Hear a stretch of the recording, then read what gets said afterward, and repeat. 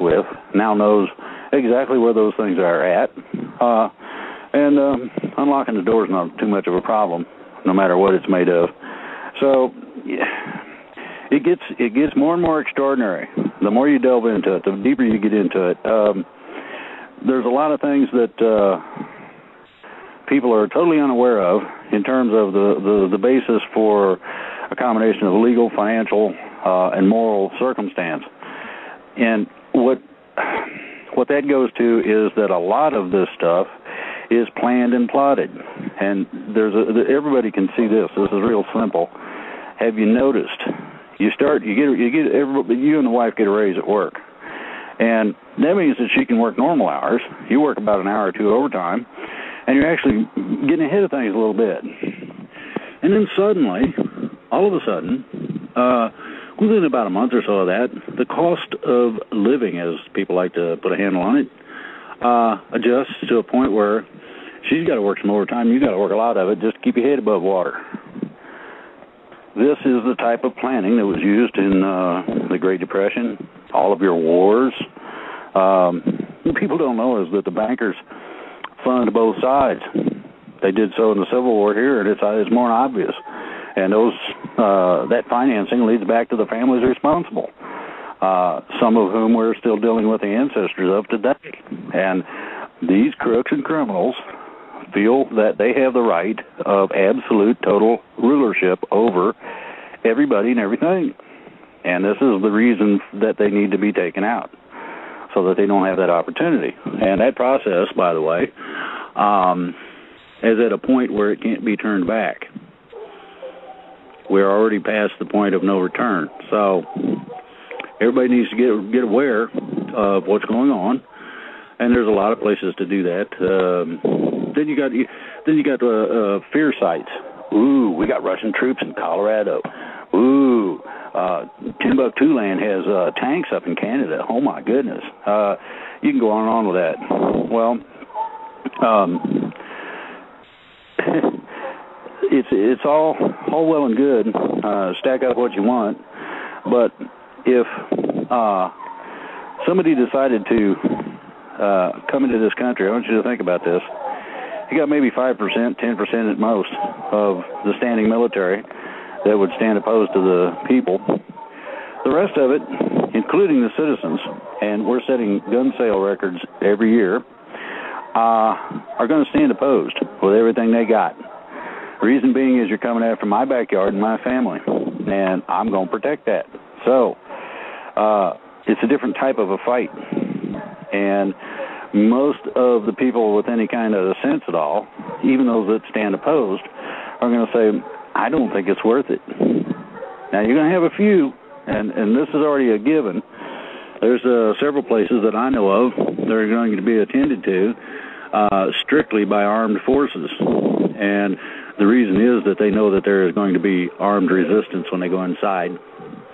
No other reason other than that these people are better versed in what to do than the average person. So, a lot of factors in it.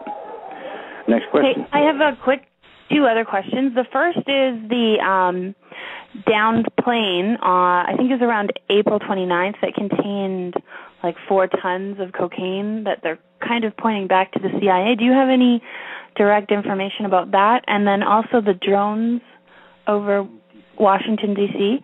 Do you have any information on either of those specifics?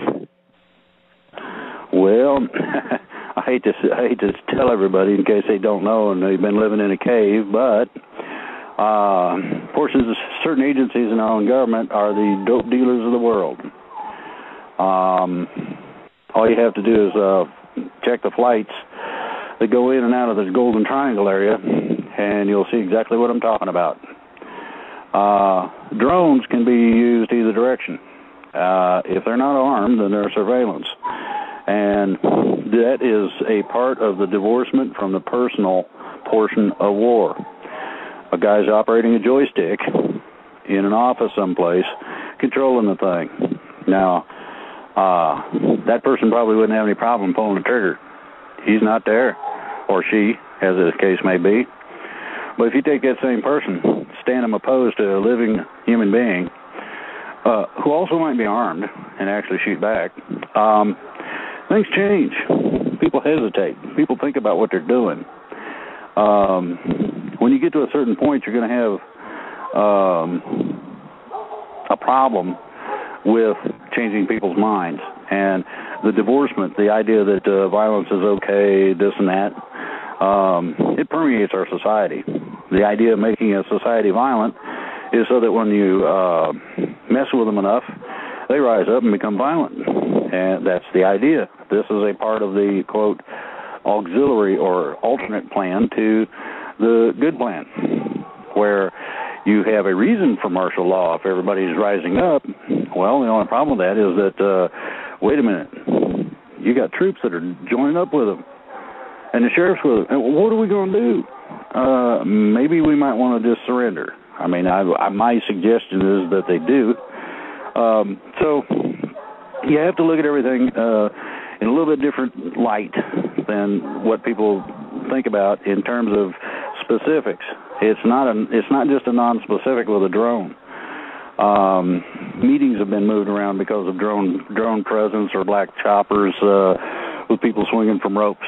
That's already happened a couple of times that I know of in the recent past. So you have to understand that it may not be the bad guys, it might be the good guys. And they might just be playing the psychological or psyops game with the enemy, saying, ha-ha, I can see in your office window even though you are 20, 30 stories up. How about that, you know? So as I have been reiterating over and over, a lot of things are a two-way street. Now, I disagree with the dope dealing in a lot of ways. It does a bunch of bad things, both to the people that do it and to people who don't have anything to do with it. The idea that all drugs should be legal is not exactly the way things should be in reality. What should happen, and this is the change in society I've been trying to express, is that if a person is taught how to get the same rush they do when they snort a line of cocaine without the drugs, then there's no need for the drugs. That's an extraordinary idea, but it's just as real as anything that you've got in your hand, the chair you're sitting on or the desk you're sitting by. If somebody wants to know something about that, go to Humanity Healing. That's a website that I've been an advisor on, and it'll teach you how to get that rush. And believe me, it's extraordinary. When you understand how you can activate and become a participant with your spiritual self. Everybody's got one. At least that's what God says, and I'll let him, he knows more about all that than I do, and I'll let him run that. But you can get in touch with it, maybe actually do some things with it. But that's the individual. Some people don't like the idea of airy-fairy ETs, angels, and all this watching over us. Well, that's all well and good, except that the Bible says that you do got a guardian angel to make sure when you're a kid you're not stupid enough to really get hurt or hurt somebody else real bad. Okay. People say, well, psychic sciences, ooh, mind readers. Well, I just got one simple question to that.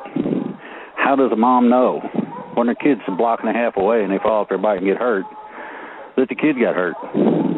And I've seen this.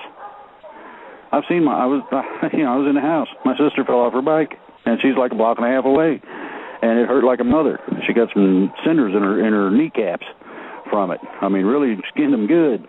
And Mom knew she was hurt bad, and she threw the dish towel down, dropped the apron on the way out the front door, and I'm skittering right along behind her.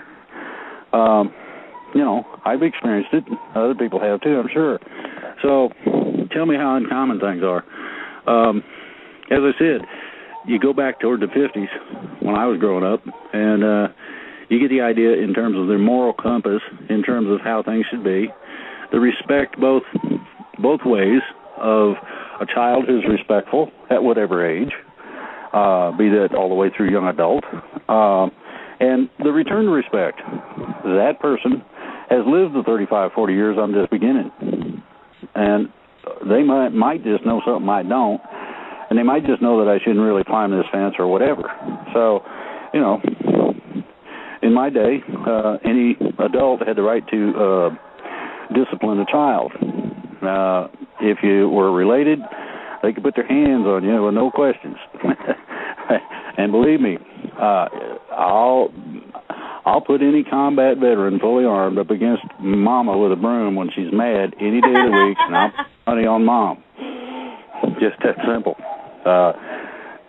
Well, my grandma, at the great age of 84, broke her hip trying to jump a 6-foot fence, chasing a coyote with a broom. So, you know, I don't know if that's stupid or she just was mad and forgot what she's not supposed to do, but, you know, it's as real as anything else. So hopefully that answers those. So what I hear you saying, as far as disclosure and divine intervention, we might want to get our brains prepared for something that has been told as bogus by the world in general. Does that sound right? Well, yeah, but the thing is, a lot of people just ain't gonna believe it, and I'll just let them, you know, be aware, look around, watch what's going on, and you'll start seeing it. God doesn't hide from anybody, and He kind of enjoys messing with our minds, or He wouldn't have made artichokes and giraffes. I mean, where did feathers come from? Which came first, the chicken or the egg? I mean, you want to get into answers, you show me the scientists that can answer that, and they can't. So that tells me that our idea of knowing everything don't go very far. I just leave it open. I'm not going to try to be an expert on it because my take on things may be different. And the reason being is that, and this is something people need to really think about, everybody's got different fingerprints. That means that you're an individual. That means that God deals with you on an individual basis. My needs or my understandings, what I'm going to have or experience ain't going to be the same as somebody else's. It's just that simple, and it's not complicated, common sense kind of application. And God's got a lot of common sense, I think. He's also got a sense of humor. And if you don't believe that, when you first get out of bed, you go look in the mirror. You'll get a good laugh if you had a fight with a pillow all night. I mean, you know, hair standing on end and all that, and squirrely looks because the light's too bright. I mean, everybody should have one of those pictures just to remind them. So, yeah, I feel that there's going to be some things happen. My personal beliefs, though, don't go to anything much more than the particular way I am. The particular way I am right now is that I'm putting every bit of energy, all of my efforts, and long days into trying to set this country free, put things back the way they're supposed to be. And it's a regression. It's not something that goes forward. The documentation that was filed is such that it was a notification process, but it was based on 1787 Constitution. People can look it up. Articles of Confederation, Bill of Rights. We resurrected a little thing called the Declaration of Independence, meaning that if a government is oppressive, you got the right, duty, and honor to replace it. So, you know, these people are in trouble. A copy of those documents has been gotten to the Pentagon, and they just loved it. I heard we got a gold star for extra effort or something. So, you know, you got people at the Pentagon, you got people higher up, you got people lower, you got people all over. When I made the addressment to the troops, and we found the very next day that it was already in Japan, going through the Navy and the Marines and the Army there, that told me that people were hungry for the truth. Doesn't matter if they're military or civilian or what. It told me that I had done at least a reasonable job in presentation. Everybody could understand it, and the directive was climb that command chain. Follow the chain of command. See whether or not the sergeant agrees. Well, of course I do. That's regs. Okay. Can I ask the lieutenant about that? Sure, go ahead. And off and on and down the road it goes. I understood it's been pretty pervasive, and I'm so happy that it was, that I could be a part of something like that. Then the other part, I was asked to address the general population everywhere, anybody